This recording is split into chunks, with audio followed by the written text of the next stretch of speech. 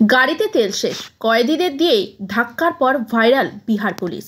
Social মিডিয়ায় post হওয়া একটি ভিডিওতে দেখা যাচ্ছে যে বিহারের 4 জন ব্যক্তি পুলিশের গাড়ির জ্বালানি শেষ হয়ে যাওয়ার পরেও 500 মিটার পর্যন্ত ঠেলে দিচ্ছেন। রবিবার এই ঘটনাটি ঘটেছে যখন বিহারের অ্যালকোহল সেবনের জন্য গ্রেফতার 4 সন্দেহজনককে আদালতে নিয়ে যাওয়া হচ্ছিল। এই 4 ব্যক্তিকে নিয়ে পুলিশ আদালতে শুনানির পথে যাচ্ছিল। তখনই পরিবহনকারী পুলিশের গাড়ির হঠাৎ কাছহারি চকের কাছে এসে থেমে যায়। গাড়ির জ্বালানি শেষ হয়ে গিয়েছে। ভিডিওটি শীঘ্রই ভাইরাল হয়ে যায়। 4 অভিযুক্তকে পুলিশ অফিসাররা গাড়ি থেকে বেরিয়ে রাস্তার পাশে ধাক্কা দেওয়ার নির্দেশ দেয়।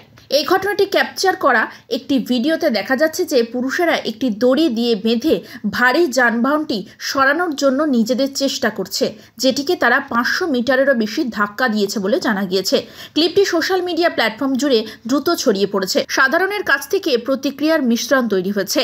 ভাগলপুরের ঊর্ধ্বতন পুলিশ আধিকারিকরা এই ঘটনার প্রতিক্রিয়া জানাতে দ্রুত ছিলেন। বিষয়টি নিয়ে দ্রুত তদন্ত শুরু করা হয়েছে। ঘটনার বিষয়ে অবহিত হওয়ার পর নিষেধাজ্ঞা সরকারি কমিশনার প্রমোদিত নারায়ণ সিং ঘোষণা করেছেন যে এটি তদন্ত শুরু করা হবে এবং দায়ী ব্যক্তিদের বিরুদ্ধে যথাযথ ব্যবস্থাও নেওয়া হবে।